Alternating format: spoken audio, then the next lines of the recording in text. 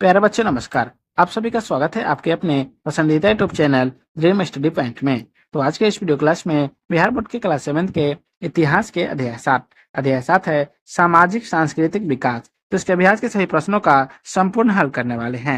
चलते हैं इसके पहले प्रश्न पर। पहला प्रश्न दिया हुआ है, आप बता सकते हैं कि इस्लाम धर्म अपने साथ खाने पीने और पहनने की कौन कौन सी चीजें साथ लेकर आया। तो इसका उत्तर होगा, इस्लाम धर्म अपने साथ पहनने के लिए कुर्ता पैजामा, सलवार समीज, लुंगी कमीज, अचकन आदि लाए, जिन्हें हिंदुओं ने भी अपना लिया। इस्लाम खाने की चीजों में हलवा, समोसा, पुलाव, बिरयानी आदि लाए, जिसे हिंदू भी खाते हैं। 2 नंबर प्रश्न है, विभिन्न धर्मों के समानताओं एवं असमानताओं को चार्ट के माध्यम से बताएं। इसका उत्तर होगा, इन छोटी मोटी समानता या असमानता किसी तरह मेल जोल में बाधक नहीं बनती, सभी मिलजुल कर रहते हैं। अभ्यास के प्रश्न उत्तर का पहला प्रश्न है, सिंध विजय किसने की।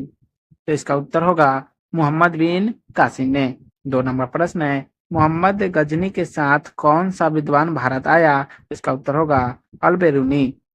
3 नंबर प्रश्न है, भारत में कुर्ता पैजामा का प्रचलन किनके आगमन से शुरू हुआ। इसका उत्तर होगा, मुसलमान के। 4 नंबर प्रश्न है, अलवार और नयनार कहाँ के भक्त संत थे। इसका उत्तर होगा, दक्षिण भारत के।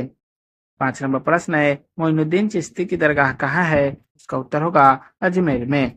2 नंबर प्रश्न है, इन्हें सुमिलित करें। जिसका पहला प्रश्न है निजामुद्दीन औलिया, तो निजामुद्दीन औलिया का क्या हो जाएगा, दिल्ली। दूसरा है शंकर देव, तो शंकर देव का हो जाएगा असम। तीसरा है नानक देव, तो इसका नानक देव का क्या होगा, पंजाब। चौथा है एकनाथ, तो एकनाथ का हो जाएगा महाराष्ट्र। पांचवा है मीराबाई, तो मीराबाई का हो जाएगा राजस्थान। छठा है संत दरिया साहब, तो संत दरिया साहब का हो जाएगा बिहार। आइए समझकर विचार करें का पहला प्रश्न है, भारत में मिलीजुली संस्कृति का विकास कैसे हुआ, प्रकाश डालें। इसका उत्तर होगा, 1206 में दिल्ली सल्तनत की स्थापना के बाद बौद्धिक और आध्यात्मिक स्तर पर हिंदू और मुसलमानों का संपर्क बना। इसके पूर्व जहां भारत के लोग तुर्क अफगानों को एक लुटेरा और मुर्मी भंजक समझते थे, अब शासक के रूप में स्वीकारने लगे। इस भावना को फैलाने में उन भारतीयों की याददाश्त भी थी जिन्हें मालूम था कि कभी अफगानिस्तान पर भारत का शासन था। अतः यहाँ के लोग अफगानों को गैर नहीं मानते थे, खासकर बिहार में, क्योंकि अशोक बिहार का ही था। अलबरूनी जो महमूद गजनी के साथ भारत आया था, यहाँ रहकर संस्कृत की शिक्षा ली और हिंदू धर्म ग्रंथों और विज्ञान का अध्ययन किया। उसने यहाँ के सामाजिक जीवन को भी निकट से देखा। खूब सोच समझकर उसने अपनी प्रसिद्ध पुस्तक किताब उल हिंदी लिखी। दूसरी ओर अनेक सूफी संत और धर्म प्रचारक भारत के विभिन्न नगरों में बसने लगे। इससे इन दोनों धर्मों को मानने वालों के बीच पारस्परिक के आदान प्रदान और समन्वय का वातावरण बना।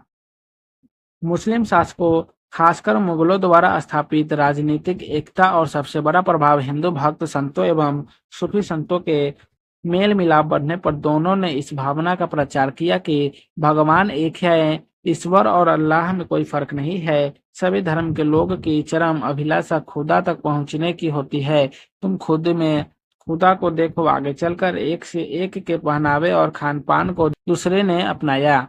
राजकाज में हिस्सा लेने वाले हिंदू भी फारसी पढ़ने लगे और पैजामा और अचकन का व्यवहार करने लगे। इसी प्रकार भारत में मिलीजुली संस्कृति का विकास हुआ। 2 नंबर प्रश्न है, निर्गुण भक्त संत की भारत में एक समृद्ध परंपरा रही है, कैसे। इसका उत्तर होगा, रामानंद के अनुयायियों का एक अन्य वर्ग उदारवादी अथवा निर्गुण संप्रदाय कहलाता है। इन निर्गुण भक्त संतों ने ईश्वर को तो माना, लेकिन उसके किसी रूप को मानने से इनकार कर दिया। ये निराकार ईश्वर में विश्वास करते थे। निर्गुण भक्त संतों ने जात पात, छुआछूत, ऊंच नीच, मूर्ति पूजा का घोर विरोध किया। ये कर्मकांडों में भी विश्वास नहीं करते थे। निर्गुण भक्त संतों में कबीर को सर्वाधिक प्रमुख संत माना जाता है। ये एक मुखर कवि के रूप में भी प्रसिद्ध हैं। कबीर इस्लाम और हिंदू दोनों धर्म के माहिर जानकार थे। इन्होंने दोनों धर्मों के ढकोसलेबाजी की घोर भर्त्सना की। इनके विचार साखी और शब्द नामक ग्रंथ में संकलित हैं। इन दोनों को मिलाकर जो ग्रंथ बना है उसे बीजक कहते हैं।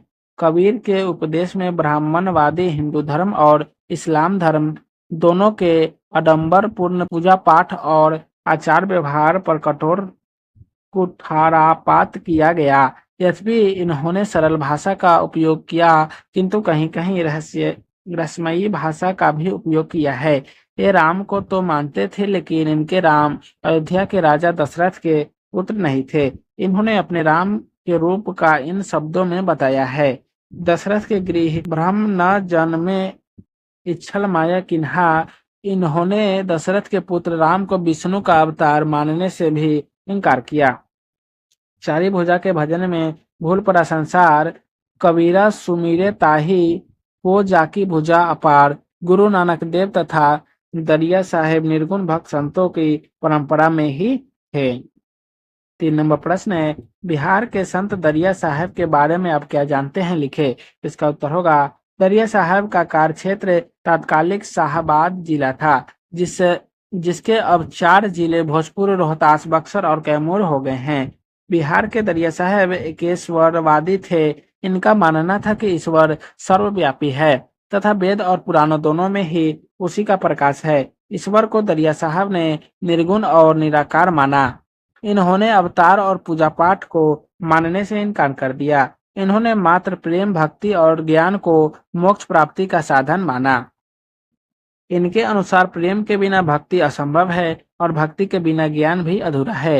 इनका कहना था कि ईश्वर के प्रति प्रेम पाप से बचाता है और ईश्वर की अनुभूति में सहायक बनाता है। ये मानते थे कि ज्ञान पुस्तकों में नहीं बल्कि चेतना में निहित है, जबकि विश्वास ईश्वर की इच्छा के प्रति समर्पण मात्र है। दरिया साहब ने जाति प्रथा, छुआछूत का विरोध किया। इनके विचारों पर इस्तेमाल का एवं व्यवहारिक पहलुओं पर निर्गुण भक्ति का प्रभाव दिखाई देता है। इनको मानने वाले में दलित वर्ग की संख्या अधिक थी। दरिया साहब के विचार को मानने वाले की संख्या आज के भोजपुर, बक्सर, रोहतास और भभुआ जिलों में अधिक थी। उन्होंने वहां मठ की भी स्थापना की।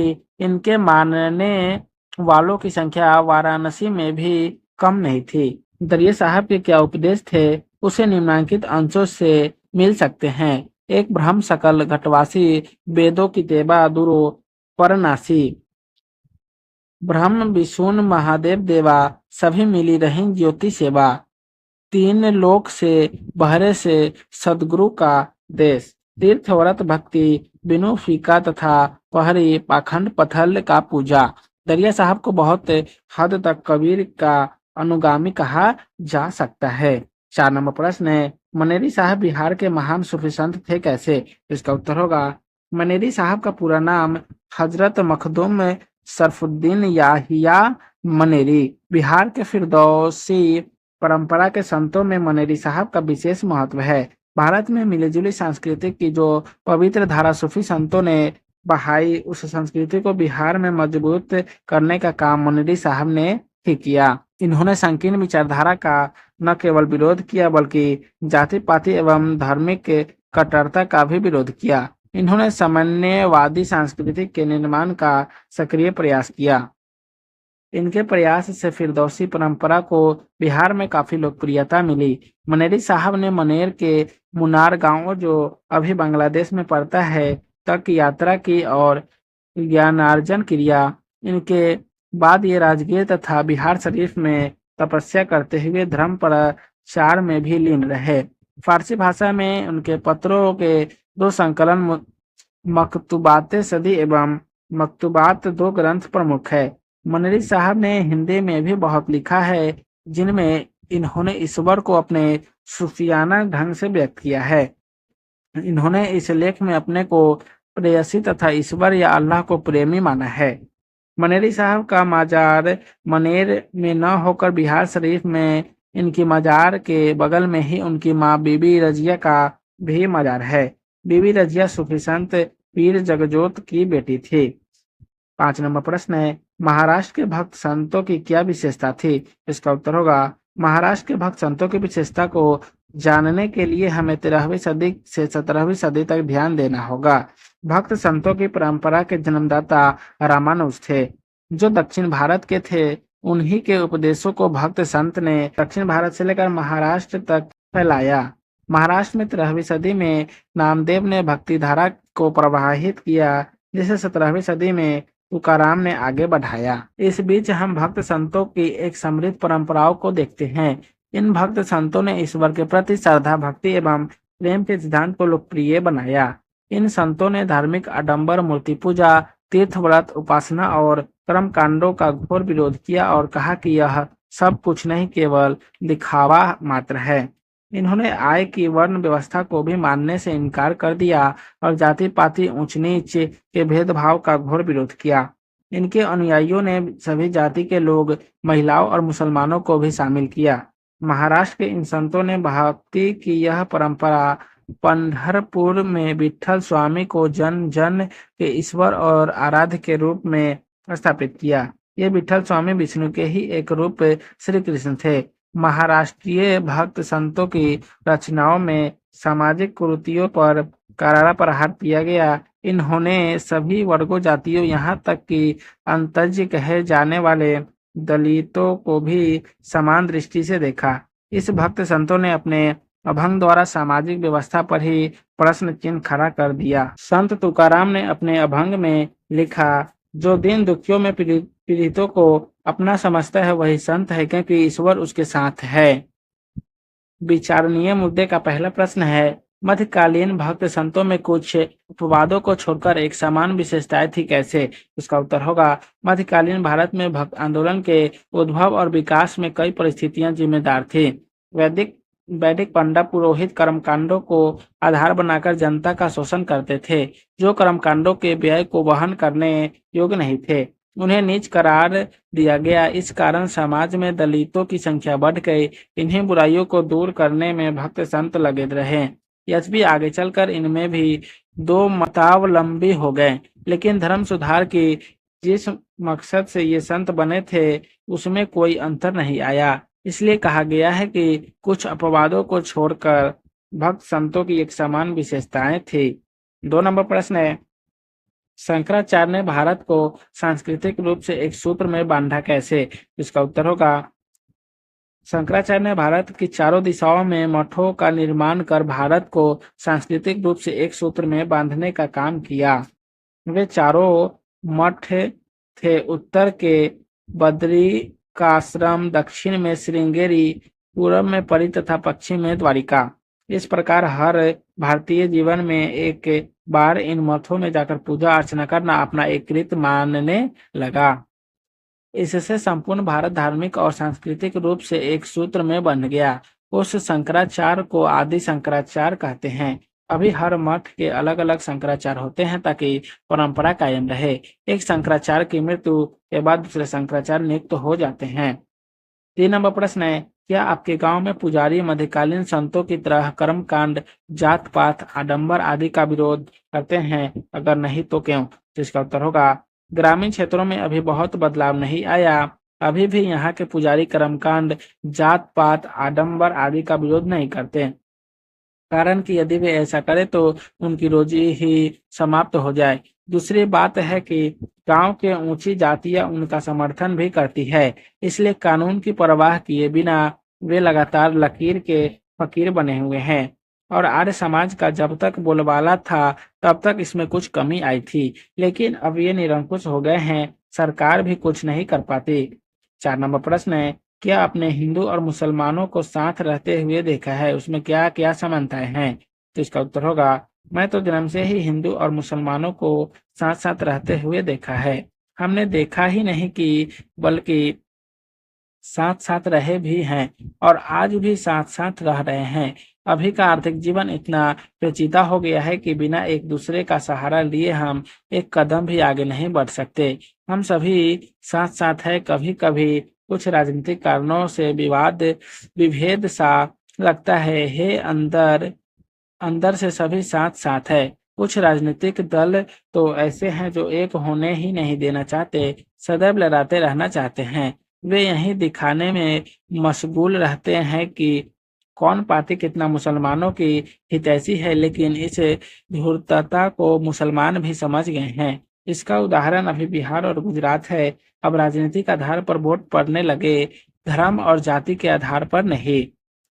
5 नंबर प्रश्न है, सांस्कृतिक रूप से सभी धर्मावलंबियों को और करीब लाने के लिए आप क्या-क्या करना चाहेंगे जिससे सौहार्दपूर्ण माहौल बने? तो इसका उत्तर होगा, सांस्कृतिक रूप से सभी धर्मावलंबियों को और करीब लाने के लिए हम सभी मिल-जुल कर सांस्कृतिक उत्सव मनाएंगे।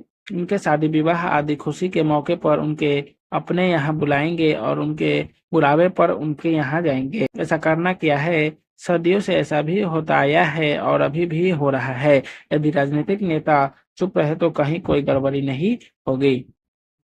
तो प्यारे बच्चों, आज की इस वीडियो को यहीं समाप्त करते हैं। फिर मिलेंगे नेक्स्ट वीडियो में। वीडियो अच्छा लगा होगा तो वीडियो को लाइक कर दीजिएगा, चैनल को सब्सक्राइब कर दीजिएगा। तो आप सभी को वीडियो देखने के लिए बहुत बहुत धन्यवाद।